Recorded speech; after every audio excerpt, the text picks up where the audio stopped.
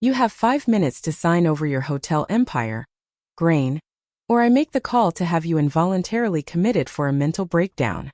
My father didn't even blink as he threatened to lock me away, just to steal my $580 million company. He thought he was holding a gun to my head. He did not realize I was the one holding the bullets. I waited for him to finish his wine, the last expensive thing he would ever drink, and set my fork down with a loud clink. You are mistaken, Dad. I didn't come here to negotiate a surrender. I came to serve an eviction notice. I reached under my chair, pulled out the heavy legal binder I had been hiding, and slammed it onto the table between us. For hours earlier, the only thing on my mind was the ticker running across the bottom of the news screen in my office. Grain's Hospitality Group, valued at $580 million. I stood by the floor-to-ceiling windows of my Boston headquarters, looking down at the city that finally knew my name. I am 29 years old, and I spent the last 5 years clawing my way up from nothing to build this view. Then my phone buzzed on the mahogany desk. It was not a congratulatory call. It was a text from Edward. Family dinner. 7 p.m. urgent. Don't be late. No hello. No proud of you. Just a command. As if I were still the scared 24-year-old girl he had thrown out of the house for loving the wrong man. My stomach tightened. A phantom reflex from a time when his disapproval could physically crush me. 5 years ago, Edward had locked the iron gates of the estate in my face. He called my husband Julian a parasitic draftsman, and told me that if I married a penniless architect, I was dead to the Ashford legacy. He cut off my access to the family trust, my contacts, even my health insurance. He wanted us to starve so I would come crawling back, begging for forgiveness. He did not know that hunger is a hell of a motivator. Julian and I lived on instant noodles in panic for 2 years. We slept on a mattress on the floor of a studio apartment that smelled like damp plaster, while we renovated our first boutique hotel with our own hands. Edward thought he was breaking me. He was actually forging me into something he could not control. I picked up the phone, my thumb hovering over the delete button. Why go? I didn't need him. I certainly didn't need his urgent drama. But then I remembered the notification from my encrypted messaging app. I opened the secure chat with Lucas, my younger brother. He was the only one still trapped in the mansion, playing the role of the obedient son while secretly feeding me intel. 2 days ago, he had sent a photo of a crumpled document he had fished out of Edward's library trash can. It was a final notice of default from a private equity firm that specialized in high-risk bridge loans. Basically legalized loan sharks for the desperate elite. I zoomed in on the numbers. The debt wasn't just a mortgage payment. It was $28 million in toxic loans, personally guaranteed by Edward, due in full within 48 hours. The realization hit me like a shot of adrenaline. My father wasn't calling me for a reunion. He wasn't calling to apologize. He was calling because he was drowning and he had seen my valuation on the news. He saw me as a life raft. He thought he was inviting a daughter to dinner to bully her into a bailout. He didn't realize who was actually coming to the table. I didn't call Julian. I didn't call my therapist. I called my lead counsel. Buy it, I told him. Buy the debt shell company holding the note. Pay whatever premium they want. Just get the paper in my name before 6 p.m. When I walked out of my office and into the elevator, I checked my reflection in the chrome doors. The scared girl was gone. Tonight, I wasn't going home to visit my father. I was going to visit my debtor. The dining room felt less like a place for a family meal, and more like a crypt where affection went to die. My mother, Constance, sat to my right, twisting her linen napkin until her knuckles turned white. She would not look at me. Lucas sat opposite, staring intently at the floral pattern on the fine china. His silence a loud, clear signal. He knew what was coming. Edward sat at the head of the table. He didn't offer a greeting.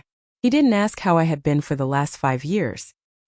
He just reached for the decanter and poured himself a glass of a vintage Bordeaux that retails for $3,000 a bottle.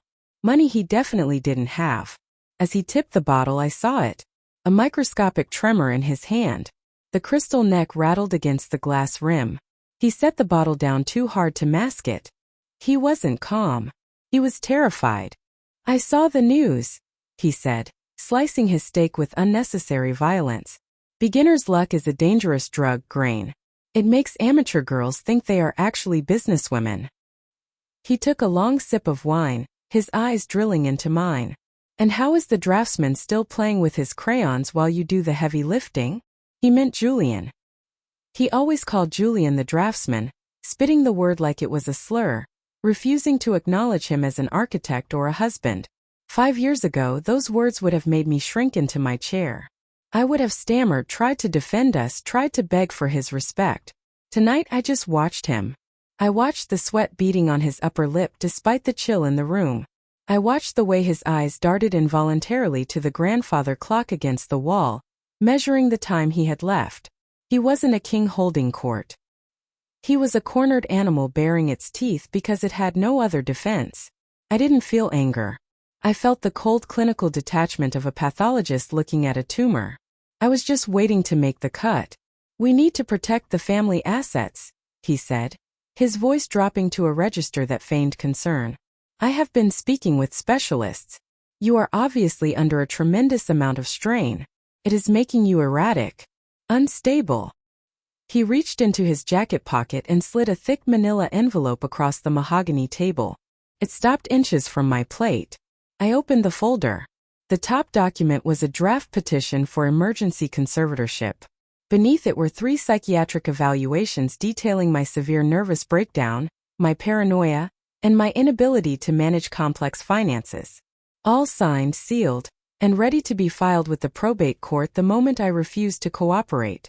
I glanced at the signature on the top evaluation. Dr. Aries Vance?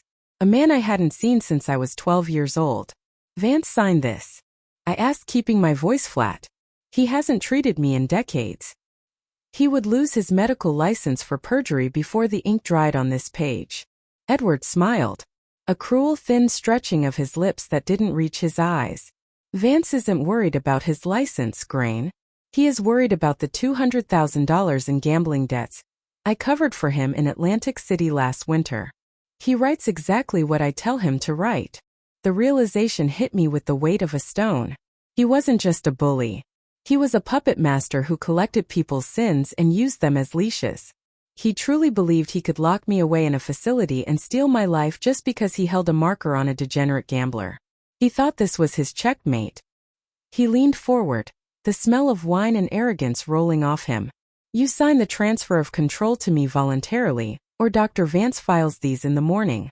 Your stock tanks, your investors flee, and I take over anyway to save you. It is your choice."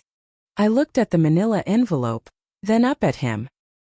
He looked triumphant, a man who had just played an ace. He expected me to crumble.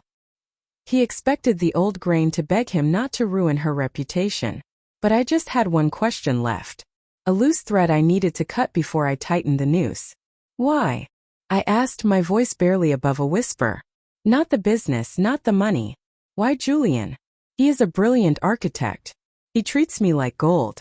Why did you hate him enough to try to starve us?" Edward chuckled, the sound wet and ugly. He took another sip of wine, relaxed now that he thought he had one. "Hate him? I don't hate him, Grain. I don't think about him at all. He was just a necessary casualty." He leaned back, spreading his hands. "You needed to learn that you couldn't survive without me. So I made a few calls. Boston is a small town for people with my influence. I told the top 5 firms that if they hired your husband, Ashford Financial would pull every construction loan we held with them." He smiled, remembering it like a fond memory. "I heard you two were living in a basement for a while, eating ramen, wearing second-hand coats. I admit I checked your credit reports occasionally just to see how close you were to breaking. I wasn't being cruel, sweetheart. I was being a father. I had to let you hit rock bottom so you would remember who holds the ladder." There it was. The confession. He didn't just watch us struggle. He engineered it. Every night I cried myself to sleep, worrying about rent. Every time Julian came home defeated from another rejected interview. Every meal we skipped. Edward had orchestrated it all from this dining room table. He viewed our poverty as his parenting strategy. The last microscopic grain of guilt I felt for what I was about to do evaporated. I reached out and slid the envelope with the fake psychiatric evaluations back across the table. It hit his wine glass with a sharp tink. "You love leverage, Dad. I said, my voice hardening into steel. So let us talk about yours. What are you doing? He snapped, his smile faltering. You sign those papers or Vance files in the morning. Dr. Vance can file whatever he wants. It won't matter because you are not negotiating with the CEO anymore. I opened the heavy legal binder I had placed on the table. Inside wasn't a merger agreement. It was a stack of transfer documents stamped with the seal of the Commonwealth of Massachusetts. I turned the binder around so he could read the cover page. You took out a $28 million bridge loan 6 months ago from a private equity firm called Kberis Capital. High interest, short term, backed by your personal guarantee, and secured by 51% of your voting shares in Ashford Financial. Edward's face went gray. That is confidential. How do you know that? Kberis Capital was a shell company, I interrupted. They were looking to offload their high-risk bad debt last week. They thought you were going to default, so they sold the note for pennies on the dollar. I leaned forward, locking eyes with him. I bought the note, Dad. I own the shell company. I own the debt, and most importantly, I own the default clause. He stared at the document, his mouth opening and closing like a fish on a hook. The realization washed over him in a slow, terrifying wave. He wasn't sitting across from a daughter he could bully with fake doctors. He was sitting across from his sole creditor. I am calling the loan, I said. Full repayment. $28 million. Due immediately. Edward's face darkened to a sickly purple, a vein hammering at his temple. He shot up so fast his knees slammed the table, silverware jumping, and his heavy oak chair crashed backward onto the floor. This is fraud, he bellowed. You can't do this. I'll tear it up. He lunged for the binder. Lucas sprang up, his chair screeching. Dad, stop. Edward shoved him hard.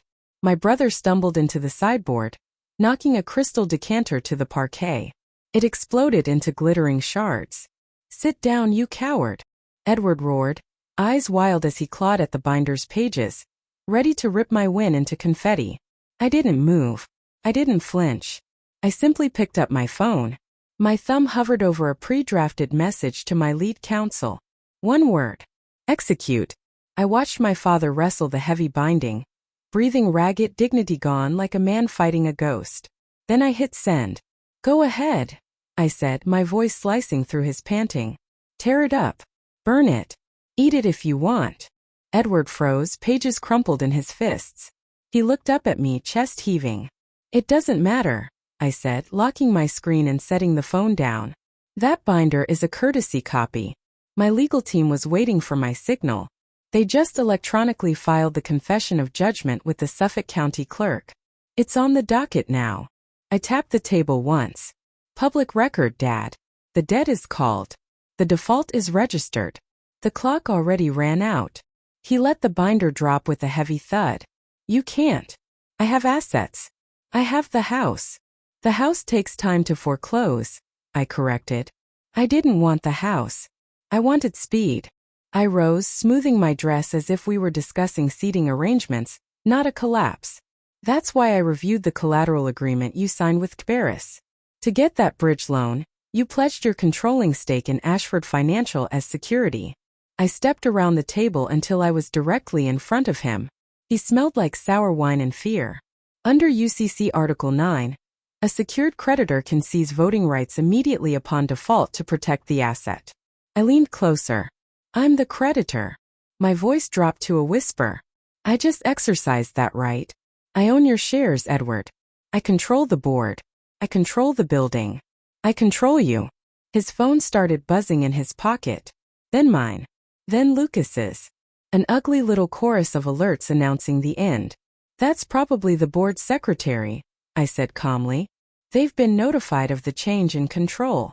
I held his gaze. Congratulations on your retirement, Dad. You've just been fired from your own company. Edward stared at his screen as if it were written in a language he'd never learned. The color drained from his face so fast it looked like gravity stole it. He sagged into his chair with a sound like air rushing out of a punctured tire.